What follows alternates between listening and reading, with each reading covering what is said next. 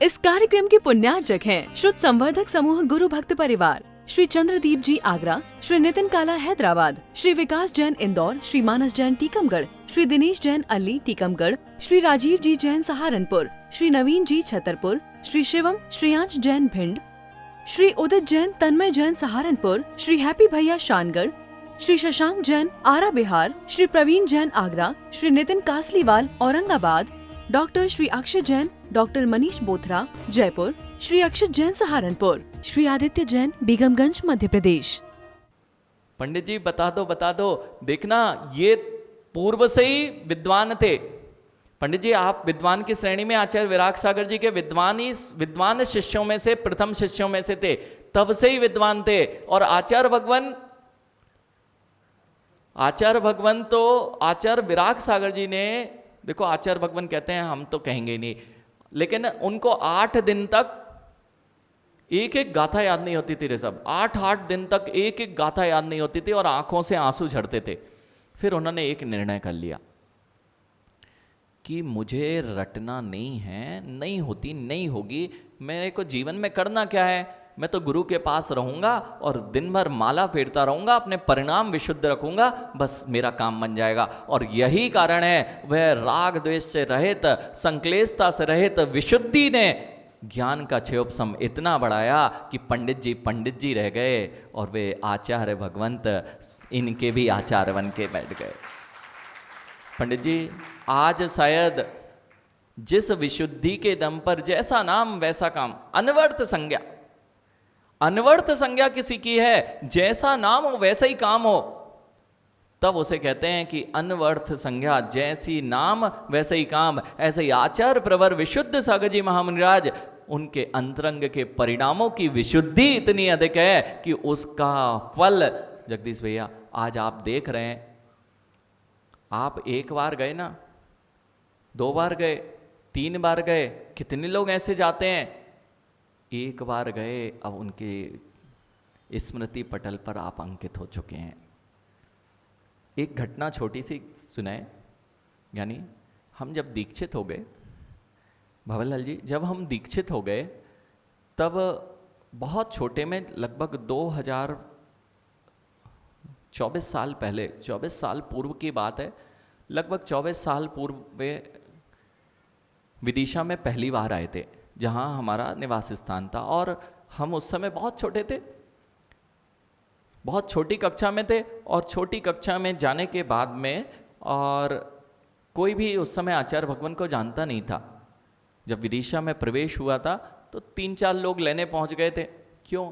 आप लोग को सब निर्ग्रंथ मुनि छोटे ही लगते हैं, इसलिए तो किसी किसी के जिसके नाम है वहाँ पर भीड़ दिखती है, और बाकी को तो सब लोग छोटे ही समझ के किसी के पास जाते नहीं है।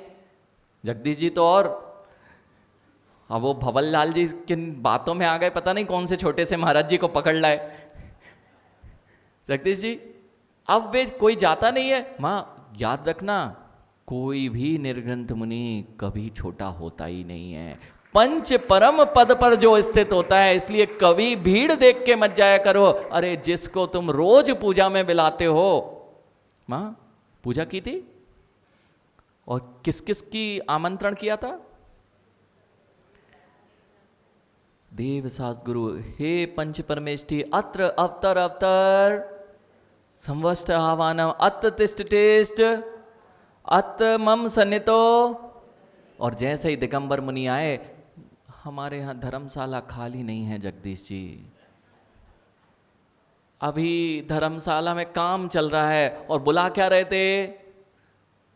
हे देव शास्त्र गुरु अत्र अवतर आइए आइए आइए, और तिष्ठिए। नहीं, हमारे यहाँ चौका नहीं लगा सकते। बुला के इसलिए रहे थे सुबह से, और सामने आके निर्ग्रंथ योगी खड़े हैं। नहीं आज नहीं, रोज वहां पूजा करते हो, रोज हमारे यहाँ नहीं आना चाहिए मुनिराज, इसलिए चौका नहीं लगाते। क्यों? रोज आएंगे तो हमारी पूजा का फल नहीं मिलेगा, पूजा का फल मिलने लग जाएगा। पंडित जी रोज यदि मुनिराज आपके पड़गाहन में आए तो सही पूजा की थी आपने, अच्छी पूजा की थी, कि रोज रोज जिसे बुला रहे थे वे तुम्हारे द्वारे पर आ रहे थे। यानी क्या हुआ, जब मुनिराज को कोई नहीं जानता था, वे आचार्य श्री, छोटे से आचार्य श्री 2000 में जब आचार्य भी नहीं बने थे, मुनि थे, 3 पिछियों के साथ में जब नगर में प्रवेश 10 किलोमीटर पूर्व में थे ज्ञानी, वहां पर एक छोटे से अपने पिता के साथ वह शाम को पहुंच गया था। एक छोटी सी झोपड़िया थी, उसमें तीनों मुनिराज रुके थे, अंधेरा था, शाम ढल रही थी, ज्यादा प्रकाश भी नहीं था। वह घटनाक्रम निकल गया, दीक्षा हो गई। 2015 में दीक्षा हुई हमारी भीलवाड़ा में, और लगभग 2017-18 की घटना हो गई। एक दिन ऐसे ही आचार्य भगवान सबका बता रहे थे कौन कहाँ मिला था। जितने संगस्थ मुनि थे, और कुछ ना कुछ विषय ऐसा आया कि कब कौन सा साधु कहाँ से आया, कैसे संग से जुड़ गया। एक एक इतने सारे मुनिराज। अभी तो आचार्य भगवान ने 63, महाराज जी आपका नंबर 61वें नंबर के महाराज जी हैं। ये सबसे ज्यादा यंग महाराज जी कौन से? सील सागर जी, सबसे यंग महाराज जी। क्यों? 61वीं दीक्षा में सबसे अंतिम दीक्षा है, इसलिए संयम में अभी सबसे युवा मुनिराज है। अब देखना 61 मुनिराजों का जो भी इतना बड़ा संघ बैठता था, 30, 35, 40 पेजी, सबका कहीं ना कहीं आचार्य भगवान को सबको याद कौन कब आया था, सबकी बता रहे थे। ऐसे ही हमारे पास में जब यह बात चली कि आचार्य भगवान बोले कि ये एक छोटा सा था, वो कहाँ आया था, तो अपने को तो, हमें तो याद था कि ऐसे कोई मुनिराज को देखने गए थे। और क्योंकि आचार्य भगवान का प्रभावना क्षेत्र यदि कहीं से हुआ है तो वह पंडित जी विदिशा का 2004 का चतुर्मास 9 महीने की जो वाचना हुई है, वहीं से आचार्य भगवान का जो ज्ञान का प्रकाश, संपूर्ण ज्ञान तो पहले से था, लेकिन ज्ञान का प्रकाश संपूर्ण जगत को मिलना प्रारंभ हुआ, तो वह विदिशा नगरी थी। वहां पर जब बात आई कि ये कहाँ मिले थे, तो कहते एक बालक आया था, और विदिशा कितने नगर निकल गए, कितने गांव निकल गए, सब याद रहते नहीं है, अपन तो भूल जाते हैं। वे आचार्य भगवान ये विदिशा के पास 10 किलोमीटर में वन है, वहाँ पर आया था, और अपने पिताजी के साथ आया था। इतना ही नहीं उनने ये भी बता दिया कौन से पैंट शर्ट पहन के आया था। धन्य हो ऐसी प्रज्ञा, धन्य हो ऐसी बुद्धि, धन्य हो ऐसा क्षयोपशम, और धन्य हो ऐसी विशुद्धि जो मात्र परिणामों की निर्मलता और विशुद्ध परिणामों से ही आती है। ऐसे जिनको प्रज्ञा चाहिए, बुद्धि चाहिए, उनको विशुद्ध परिणाम करना चाहिए। और विशुद्धि पंडित जी मन पर्याय ज्ञान प्रकट कराती है, अवधि ज्ञान प्रकट कराती है, और केवल ज्ञान प्रकट कराती है। लेकिन बुद्धिहीन होने के लिए मुनि बना जाता है। पंडित जी जब तक बुद्धि चलती रहेगी तब तक अभी साधना अभी श्रेष्ठ नहीं हुई है। जिस दिन बुद्धि चलना बंद हो जाएगी, उनकी साधना बुद्धि चलना शांतिलाल जी बंद होगी, उसी दिन ज्ञान प्रकट होगा, जो साक्षात होगा, केवल ज्ञानभूत होगा। इसलिए बुद्धि जो चला के प्रश्न के उत्तर ढूंढना चाह रहे थे। जगत में बहुत सारे लोगों ने बुद्धि चलाना प्रारंभ की। जितने दर्शन खड़े हुए हैं पंडित जी, वे सब बुद्धि की देन है। जितने पक्ष खड़े हुए हैं सब बुद्धि की देन है। जितने पंथ खड़े हुए हैं सब बुद्धि की देन है। जितने संप्रदाय खड़े हुए हैं बुद्धि की देन है। देखो पंडित जी, दो लोग बहुत घातक होते हैं। एक है ज्ञान भ्रष्ट और दूसरा है चारित्र भ्रष्ट। ज्ञान भ्रष्ट और चारित्र भ्रष्ट, ये दो लोग एक से ज्यादा घाटा नहीं है। एक तो अपना ही घात करता है, लेकिन जो दूसरा है वह बहुत ज्यादा घातक होता है। चारित्र नहीं हो तो चलेगा, चारित्र विपरीत हो तो चल सकता है, क्योंकि स्वयं का ही घाटा लगेगा। चारित्र की विपरीतता, किसी भी प्रकार की विपरीत प्रवृत्ति सप्त व्यसनी है तो खुद का घाटा लगाएगा। लेकिन यदि कोई ज्ञान भ्रष्ट है पंडित जी, तो संसार के सारे स्वयं का भी घाटा करता है और सामने वाले को ले डूबता है। जितने लोगों ने पंथ बनाए, मनीष पक्ष बनाए, ये बुद्धि वालों ने ही बनाए हैं। जो ज्यादा बुद्धि लगाने लग जाते हैं वे कभी सत्यता से परिचित नहीं हो पाते। शिवम, इसलिए बुद्धि लगाना तो, लेकिन बुद्धि आगम को, सूत्रों को समझने में लगाना, उसके विपरीत लगाई तो कोई ना कोई नया पंथ खड़ा करके चले जाओगे। समझ में आ रहा है? जितने बुद्धिशाली होते गए, ये बुद्धि और पुण्य दो चीजें मिल जाए और वक्तत्व कला मिल जाए, पंडित जी फिर कहना ही क्या।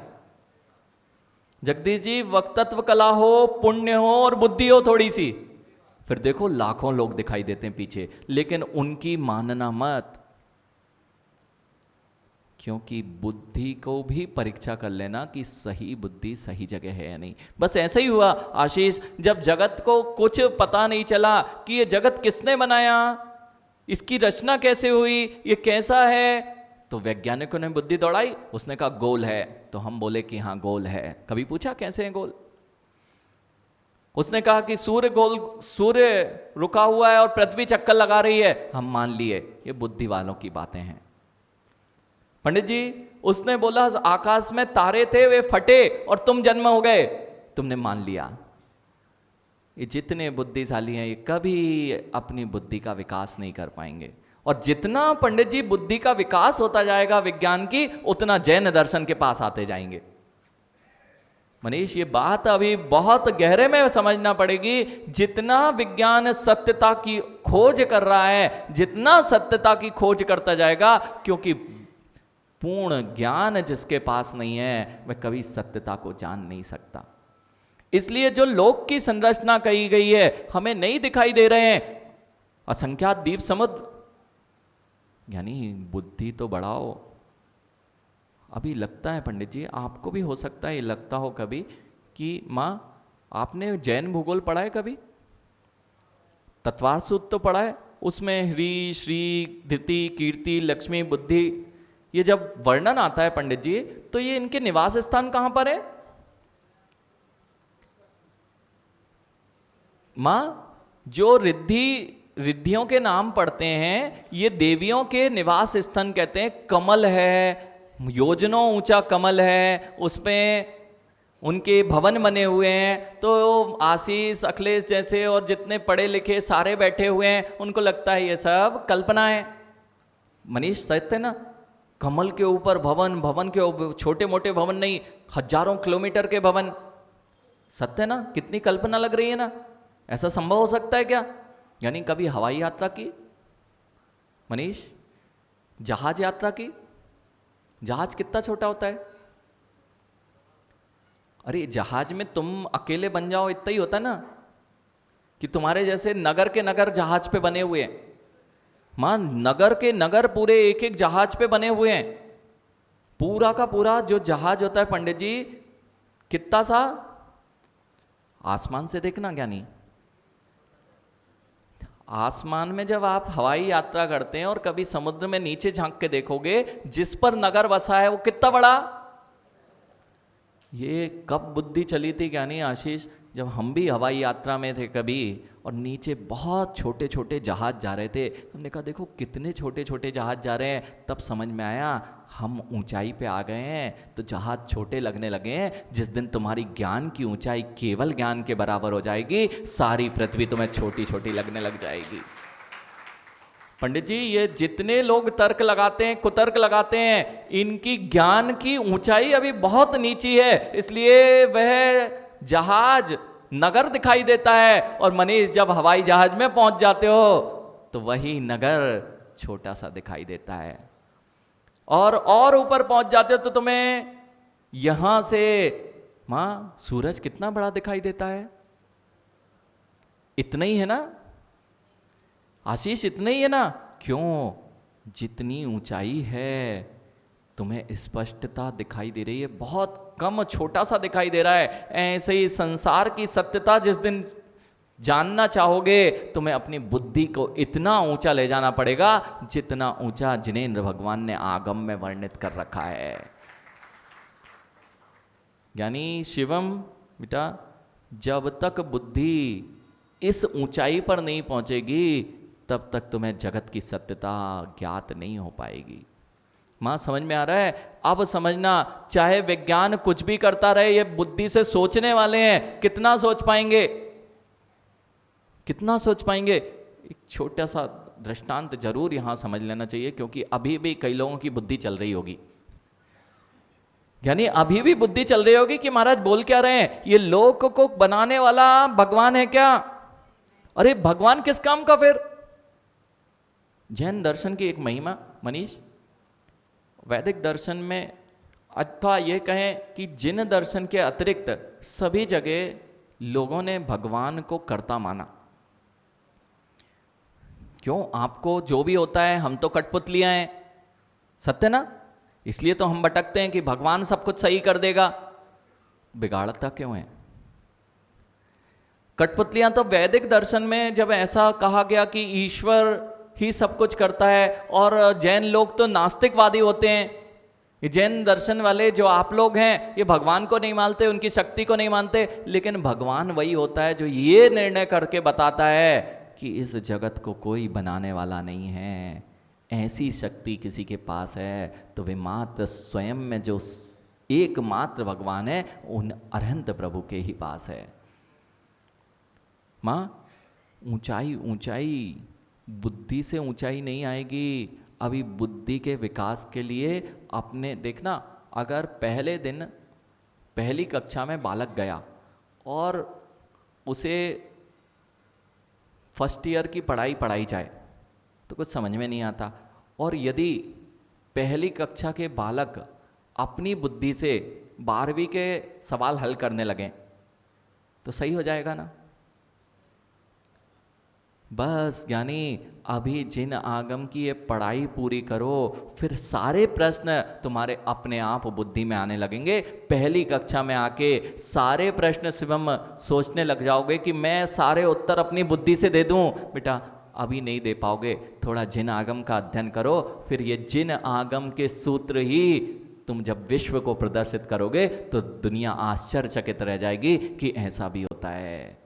इस कार्यक्रम के पुण्यार्जक थे श्रुत संवर्धक समूह गुरु भक्त परिवार, श्री चंद्रदीप जी आगरा, श्री नितिन काला हैदराबाद, श्री विकास जैन इंदौर, श्री मानस जैन टीकमगढ़, श्री दिनेश जैन अल्ली टीकमगढ़, श्री राजीव जी जैन सहारनपुर, श्री नवीन जी छतरपुर, श्री शिवम श्रेयांश जैन भिंड, श्री उदित जैन तन्मय जैन सहारनपुर, श्री हैप्पी भैया शानगढ़, श्री शशांक जैन आरा बिहार, श्री प्रवीण जैन आगरा, श्री नितिन कासलीवाल औरंगाबाद, डॉक्टर श्री अक्षय जैन, डॉक्टर मनीष बोथरा जयपुर, श्री अक्षय जैन सहारनपुर, श्री आदित्य जैन बेगमगंज मध्य प्रदेश।